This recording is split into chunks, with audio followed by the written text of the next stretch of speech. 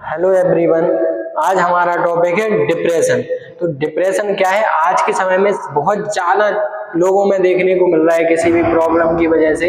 तो अपना एक टॉपिक है डिप्रेशन, जो क्या है मेंटल हेल्थ नर्सिंग का एक टॉपिक है, वो बहुत इंपॉर्टेंट टॉपिक है। तो आज हम अपन इसके बारे में डिस्कस करने वाले हैं। सबसे पहले क्या होता है डिप्रेशन, उसके बारे में अपन जान लेते हैं। डिप्रेशन होता क्या है, क्यों होता है, किस वजह से डिप्रेशन कॉज हो रहा है, देन इसके बाद इसका अपन ट्रीटमेंट के बारे में पढ़ेंगे। तो स्टार्टिंग में लिखा है कि depression is a mood disorder that causes a persistent feeling of sadness and loss of interest in things and activity. तो डिप्रेशन क्या है? एक तरह का आपका मूड डिसऑर्डर है। मूड डिसऑर्डर है दैट कॉजेज, जिसकी वजह से क्या हो रहा है, persistent feeling of sadness.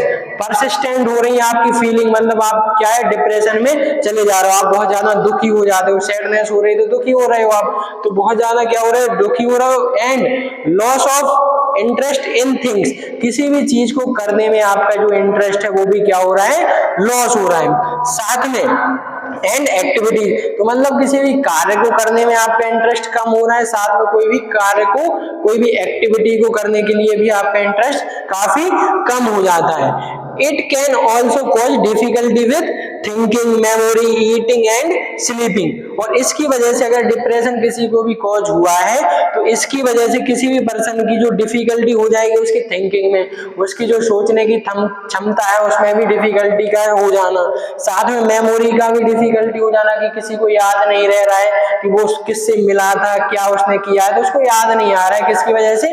Depression की वजह से। साथ में उसकी जो ईटिंग एंड स्लीपिंग, जो उसके खाने की जो इच्छा है, मतलब उसको एनोरेक्सिया हो रहा है, खाने की इच्छा नहीं हो जाए होगी किसी भी पर्सन को, साथ में उसको स्लीपिंग प्रॉब्लम भी होगी। स्लीपिंग डिसऑर्डर कॉज हो सकते हैं, जैसे कि इंसोम्निया जैसे डिसऑर्डर्स किसी भी पर्सन में देखने को मिल सकते हैं। ठीक है, तो आपका क्या हो गया ये डिप्रेशन। डिप्रेशन क्या है? एक तरह का आपका मूड डिसऑर्डर है, जिसमें क्या हो रहा है, परसिस्टेंटली आपकी जो फीलिंग है वो क्या हो जाएंगी, सैड हो जाएंगे। आपकी जो फीलिंग है उनका सैड हो जाना, साथ में किसी भी कार्य को करने के लिए, कोई भी एक्टिविटी करने के लिए आपका इंटरेस्ट क्या हो जाएगा, कम हो जाएगा। और डिप्रेशन की वजह से आपकी जो थिंकिंग है, मेमोरी है, ईटिंग एंड स्लीपिंग, इन सभी चीजों में डिस्टरबेंस का आना। अब अपन जान लेते हैं कि ये किस कारण की वजह से हो रहा है। तो जो डिप्रेशन कॉज हो रहा है तो अपन उसके बारे में जानते हैं किस किस कारण की वजह से जो डिप्रेशन कॉज होता है। अपन ने डिप्रेशन के कॉजेस लिखे हुए, सबसे पहले लिखा हुआ है जेनेटिक्स। तो डिप्रेशन क्या है? जेनेटिक्स हो सकता है, मतलब माता पिता के द्वारा ट्रांसफर बच्चों में होना। दूसरा है आपका ब्रेन केमिस्ट्री इम्बैलेंस। अब मतलब क्या होगा, ब्रेन की जो केमिस्ट्री है, जैसे कि अपन ने पढ़ा है पहले कि डिप्रेशन में या ब्रेन में क्या होता है, आपके कुछ हार्मोन्स का सीक्रेशन होता है, जैसे कि सेरोटोनिन। अब सेरोटोनिन हार्मोन का जो सीक्रेशन है वो कम हो जाएगा, उसका जितना सीक्रेशन जितनी अमाउंट में होना चाहिए था उतनी अमाउंट में सीक्रेशन ना होके कम अमाउंट में उसका सीक्रेशन होना, अमाउंट कम हो जाएगी सेरोटोनिन की। तो कई प्रकार के मूड डिसऑर्डर कॉज हो सकते हैं किसी भी पर्सन के अंदर। नेक्स्ट है पुअर न्यूट्रिशन की वजह से। अब किसी पर्सन को जितनी अमाउंट में पोषक तत्वों की जरूरत है उसकी हेल्थ के लिए, उस अमाउंट में उसको पोषक तत्व नहीं मिल पाना। नेक्स्ट है आपका फिजिकल हेल्थ इशू। आपकी कोई भी शारीरिक प्रॉब्लम है, शारीरिक डिसीज, आपको कोई बीमारी हो जिसकी वजह से पर्सन को लग रहा है कि उसको जो बीमारी है वो सही नहीं हो पा रही, इस वजह से आगे चल के उसको डिप्रेशन कॉज हो सकता है। नेक्स्ट है ड्रग्स की वजह से हो सकता है। ड्रग्स का मतलब कोई कुछ मेडिसिन का इस्तेमाल कर रहे हो, इस तरीके की मेडिसिन का इस्तेमाल करने की वजह से डिप्रेशन में व्यक्ति चला जाता है। नेक्स्ट है आपका स्ट्रेस। अब किसी भी वजह से हो सकता है उसको, आपके कोई भी जो आपका बिजनेस है उसकी वजह से क्या है, आपको बिजनेस में लॉस हो गया, लॉस होने की वजह से इंसान में क्या बढ़ता है, तनाव बढ़ेगा, तनाव वो आगे चल के आपको डिप्रेशन कॉज कर सकता है। नेक्स्ट है आपका साइकोलॉजिकल फैक्टर हो सकते हैं कि आपके कई प्रकार के साइकोलॉजिकल फैक्टर की वजह से भी डिप्रेशन कॉज होगा। मैरिज कॉज कर सकती है डिप्रेशन की, कोई व्यक्ति अपनी शादी से खुश नहीं है। डाइवोर्स का हो जाना, कि व्यक्ति की जो शादीशुदा लाइफ है वो खत्म हो जाना, इस वजह से डिप्रेशन कॉज हो सकता है। नेक्स्ट है फीलिंग ऑफ फेलियर।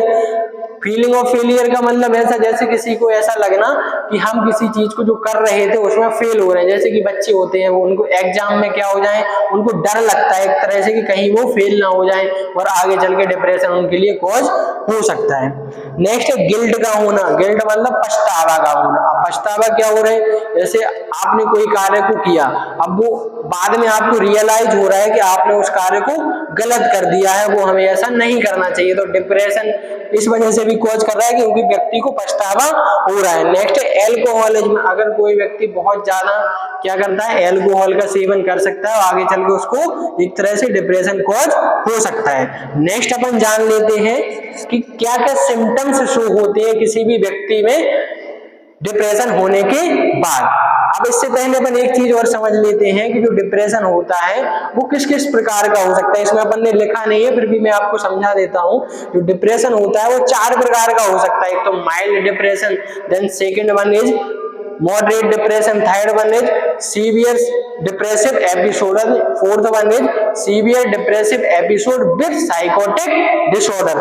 मतलब क्या होगा, जो फोर्थ वाला है आपका सीवियर डिप्रेशन तो हो रहा है उसमें, लेकिन साथ में साथ उसके साथ अपन को साइकोसिस के या फिर पागलपन के कुछ दौरे भी अपन को देखने को मिलते हैं किसी भी पर्सन के। अब अपन पढ़ लेते हैं डिप्रेशन वाले व्यक्ति में क्या क्या सिम्टम्स शो होते हैं। जैसे कि फर्स्ट इसमें लिखा है लो एनर्जी। लो एनर्जी का मतलब क्या है, किसी भी कार्य को करने के लिए उसकी जो एनर्जी है वो लो रहेगी, उसकी इच्छा नहीं हो रही उस कार्य को करने के लिए। नेक्स्ट है फीलिंग ऑफ वेरी सैड और होपलेस। अब जो डिप्रेशन में रहता है वो बहुत ज्यादा अपने आप को सैड रखता है या फिर वो बिल्कुल बहुत ज्यादा दुखी हो जाता है, तो ऐसे अपन को पता चलेगा कि इसको डिप्रेशन कॉज हो चुका है। नेक्स्ट है थॉट्स ऑफ सेल्फ हार्म और सुसाइड। अब कोई व्यक्ति क्या होता है, बहुत ज्यादा अगर डिप्रेशन का शिकार है तो उसको ऐसे विचार आते हैं कि उसको अपने आप को नुकसान पहुंचा लेना चाहिए या फिर उसको क्या होता है सुसाइड कर लेना चाहिए, सुसाइडल टेंडेंसी उसको होने लगती है। नेक्स्ट है इसमें इरिटेबिलिटी। इरिटेबिलिटी का मतलब क्या होगा, एक तरह से कोई पर्सन अगर उससे बातचीत करना चाह रहा है तो वो क्या है उनसे अलग होता है, वो कहता है कि नहीं हमें किसी से कोई बातचीत नहीं करनी है, मुझसे दूर रहिए। तो इस तरीके की इरिटेबिलिटी उसको होने लगेगी। नेक्स्ट है change in eating behaviour. Eating behaviour मतलब खाने के लिए मना कर लेना, एनोरेक्सिया होने लग जाना, कि उसको खाना नहीं खाना है, बिल्कुल डिप्रेशन में अलग ही अपने आप को रखे हुए खाने को डिनाई कर देना, मना कर देना कि मुझे भूख नहीं है। नेक्स्ट है स्लीप चेंजेस। मतलब क्या होगा, उसको रात में नींद नहीं आ रही है, सोने का ट्राई कर रहा है लेकिन डिप्रेशन की वजह से उसको प्रॉपर तरीके से नींद नहीं आ रही है। नेक्स्ट है आपका loss of interest in hobbies and activities.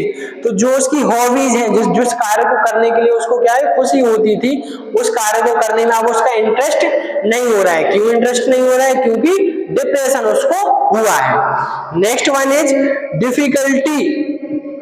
Difficulty concentrating और मार्केटिंग मेकिंग डिसीजन। मतलब क्या हो, किसी भी डिसीजन को लेने के लिए वो एक तरह से क्या है डिफिकल्टी हो रही, कोई डिसीजन एक ले नहीं पा रहा है, उसको क्या करना है, एक तरह से डिसीजन मेकिंग की उसकी जो पावर है वो सही तरीके से कार्य नहीं कर रही है। ठीक है, तो ये रहे अपने सिम्टम्स जो उसके अंदर आपके डिप्रेशन के अंदर शो होते हैं।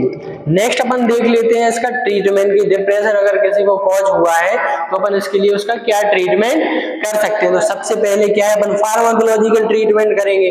फार्माकोलॉजिकल ट्रीटमेंट जैसे कि एंटी डिप्रेसेंट ड्रग्स उसको प्रोवाइड कराएंगे। इसमें लिखा है anti depressant medications help alleviate the negative impact of stress and improve mood.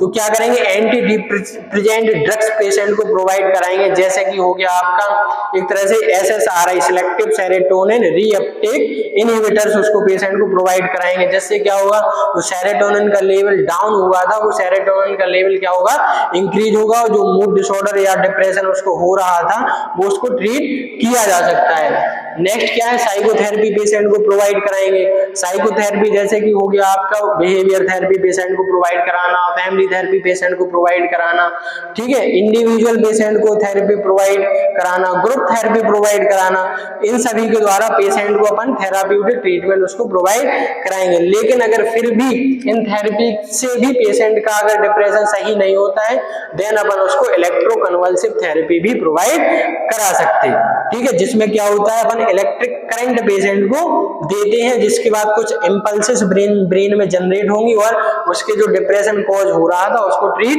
किया जा सकता है। नेक्स्ट है support from family and friends. साथ में फैमिली और फ्रेंड्स से सपोर्ट की भी जरूरत होती है, जो उसको समझाएं, पेशेंट को समझाएं, जो भी प्रॉब्लम हुई थी उनको साइड करके उन चीजों को छोड़कर आगे के लिए कार्य करना। तो फैमिली और फ्रेंड्स का भी काफी रोल रहता है किसी भी पर्सन की डिप्रेशन को सही करने के लिए।